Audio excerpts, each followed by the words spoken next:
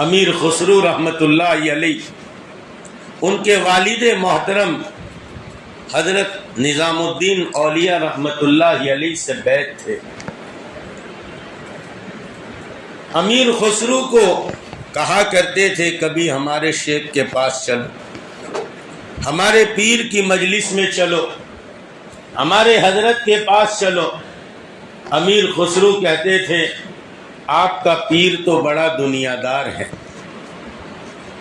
وہاں لنگر کھانا چلتا ہے۔ نظام الدین اولیاء رحمۃ اللہ علیہ کے یہاں روزانہ جو کھانا پکتا تھا آپ کی خانقاہ میں 16 من پیاز اور لہسن کے چھلکے نکلتے تھے۔ کھانا کتنا پکتا ہوگا۔ اور بادشاہ وقت کے بادشاہ کے بیٹے آپ کے دسترخوان پر کھانا کھاتے تھے۔ ایک دن بادشاہ نے اپنے بچوں کو کہا بیٹا، بادشاہوں کی اولاد ہو کر ایک فقیر کے دسترخوان پر کھاتے ہو، شرم نہیں آتی؟ بچوں نے عجیب جواب دیا، کہا ابا آپ کا جو کھانا ہے وہ مخلوق سے لیا جاتا ہے اور اس فقیر کا جو کھانا ہے وہ خالق سے لیا جاتا ہے۔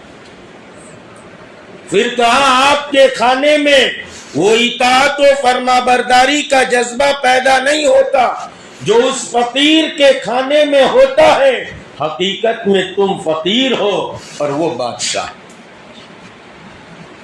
تو امیر خسرو کہتے آپ کا پیر تو دنیا دار ہے، اس لیے شاعر کہتا ہے نہ جا ظاہر پرستی پر اگر عقل ہو اے ناداں، چمکتا جو نظر آتا ہے وہ سونا نہیں ہوتا۔ ہم اللہ والوں کے ظاہر کو دیکھتے ہیں، باطن کو نہیں دیکھتے۔ وہ کہتے ہیں کہ آپ کا پیر تو دنیا دار ہے، لنگر چلتا ہے اس کے یہاں۔ ایک دن کسی طرح ابا گھیر گھار کے امیر خسرو کو لے آئے۔ حضرت کی مجلس چل رہی تھی، مجلس چلی، جب کھانے کا وقت ہوا اور لنگر کا کھانا شروع ہوا، تھوڑی دیر کے بعد حضرت نے کہا ہمارا دسترخوان لگاؤ، اور امیر خسرو آج آپ ہمارے ساتھ کھاؤ گے۔ ہمارے دسترخوان پر تیار ہو گئے، دسترخوان لگایا گیا، اور پھر جو ہے وہ سالن کی جگہ پانی آیا، اور ٹیسٹ کے لیے نمک کی کنکریاں آئی، اور 2 دن کی روٹی کے باسی ٹکڑے آئے۔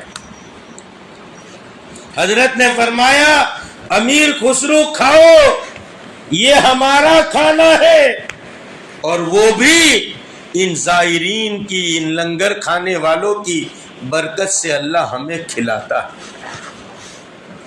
عاشق ہو گئے آپ کی صحبت میں رہنا شروع کر دیا، آپ سے بیعت ہو گئے، صحبت بدل گئی۔ اب نظام الدین اولیاء رحمت اللہ علیہ کی صحبت میں رہنا شروع کر دیا۔ امیر خسرو تو بڑے شاعر تھے، ارے آج بھی آپ کا مزار حضرت کے سامنے موجود ہے۔ بادشاہ کے دربار سے رابطہ تھا، بادشاہ کے دربار میں جایا کرتے تھے، شعر و شاعری کیا کرتے تھے۔ صحبت بدلی، محبت ہو گئی، اس لیے کسی اللہ والے سے محبت ہو جانا یہ بہت بڑی دولت ہے۔